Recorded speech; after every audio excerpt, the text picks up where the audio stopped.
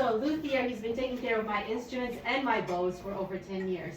So for anyone who's a musician, feel free to use his services. He's fantastic. All right, so let's begin the program. So connecting to sound. Both Yelena and I are from Toronto, and we actually met here in New York a year ago. And the reason why I brought up Toronto is because growing up in Toronto, there are a lot of small-scale chamber performances, and being here in New York, we have a lot of world-class venues. We've got Lincoln Center, National Sawdust for contemporary music, Carnegie Hall. But we wanted to make chamber music a little bit more accessible to the general audience. And we wanted to take it back to the origins of chamber music without giving you guys too much of a history lesson. Going back about 300 years ago, when chamber music first came around, and chamber music is literally music written for small ensembles. It took place in smaller venues, and it was always hosted by music patrons, and it was literally an evening of food, music, wine, socializing. So we wanted to go back to those times and just, open it up. And also, we wanted the experience of working on presenting repertoire that just hasn't really seen a lot of stage time, and there's a lot out there. But at the same time, we also wanted to pay tribute to canonic repertoire, which is why on tonight's program, which, by the way, if you guys haven't scanned the QR codes, that's where the program and the artist bios are at. We do have Beethoven and Debussy and Bach, but we also have some contemporary works, including one of my original pieces, which you're going to hear right before intermission. So we're going to start off with one of Beethoven's earliest violin piano sonatas. Woo! Good job!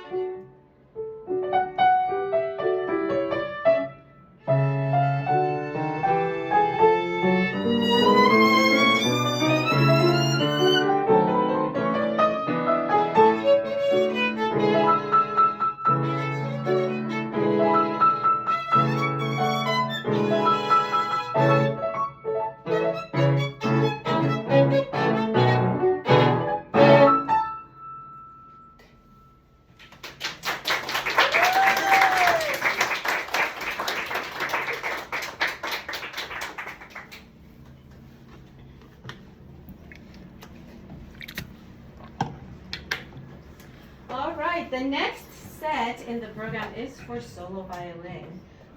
So I decided to list everything in chronological order, starting with Bach. I wanted to do a little bit of each era, starting with Bach and then early 1900s and finishing off with an original piece by yours truly. And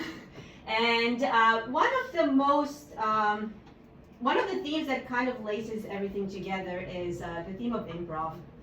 I used to, as a classically trained musician, were usually deathly afraid of improvisation. I had an experience working with Dr. Dra, who's a well-known Canadian electric violinist. He's a rock violinist, and I was a teenager at the time. I was in my undergrad, and he kind of pushed me to improvise through most of his shows. So ever since then, I've been like fascinated with improv. So Bach, for most string players and pianists, he has the earliest sets of solo instrumental music, and we always go back to Bach and his inspiration that came from church music. And so the first piece that I'm going to play is actually his first movement from his first sonata for an accompanied solo violin.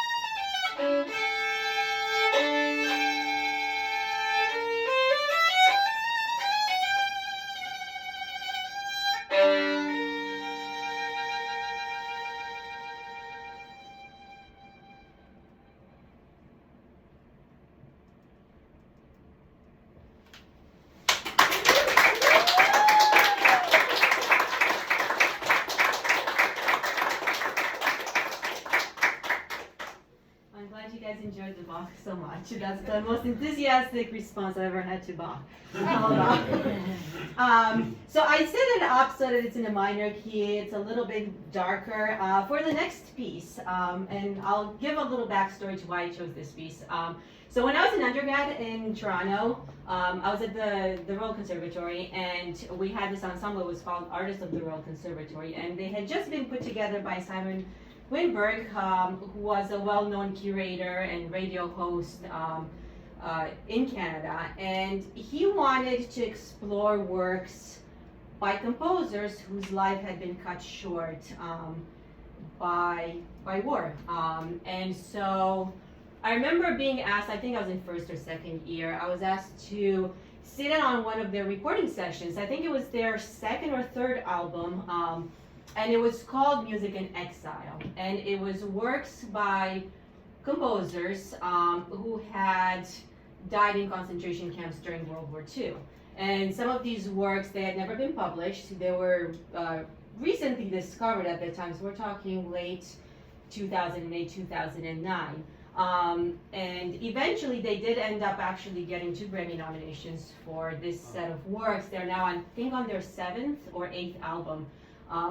And so I remember showing up, I was, I guess, like 18 or 19, and I showed up to this recording session, and they asked me to page turn. One of my coaches was part of the ensemble, and I was like, okay. I didn't know any of the pieces, and I just remember looking at some of the manuscripts because they hadn't even been published or rewritten. Like, some of them were still, you know, ripped up, like pieced together.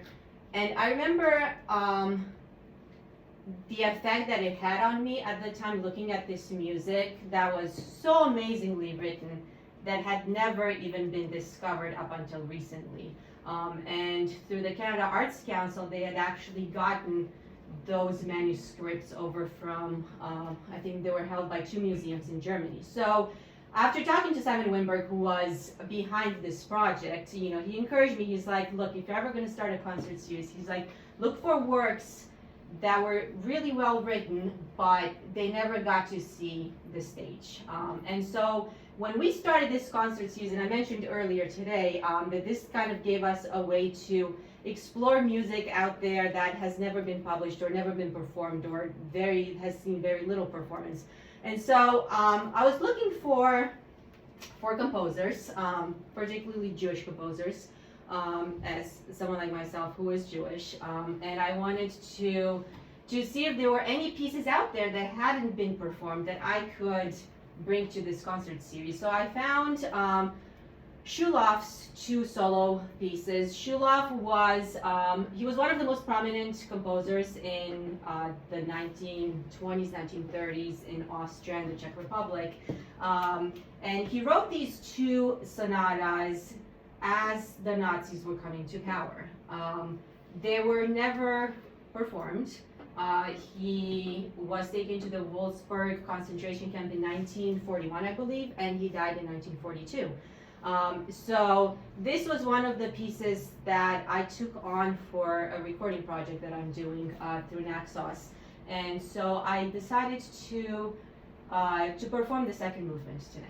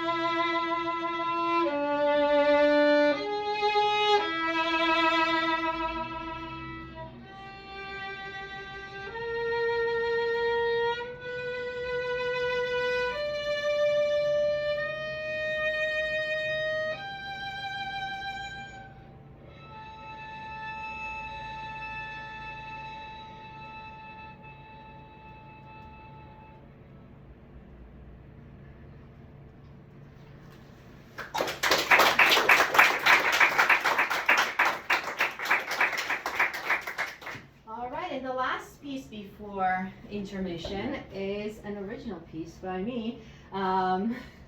It's called Soundscapes 8. So at the beginning of the pandemic, I was working through a Swedish video game company. I was working on some background music, and because I didn't exactly could hold on to the rights to my own music, because it was in collaboration with a team of composers, I decided to extract my musical ideas and turn them into a set of solo violin pieces. Actually, this one, Soundscapes 8, I actually have it on my Instagram profile. It's for violin and electronics.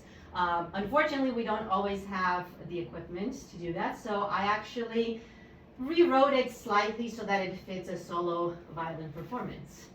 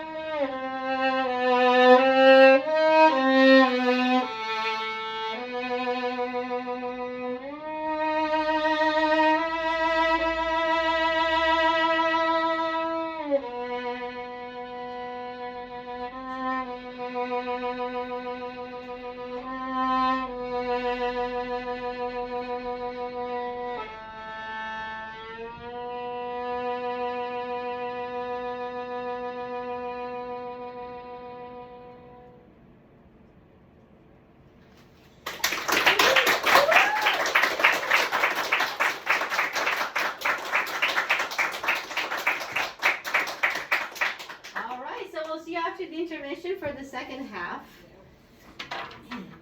So feel free to have more drinks, more, I don't know if you have any food left, I think we do.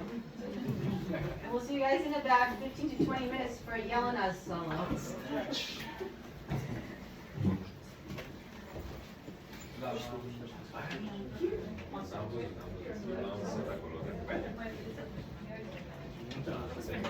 Yeah, thank you.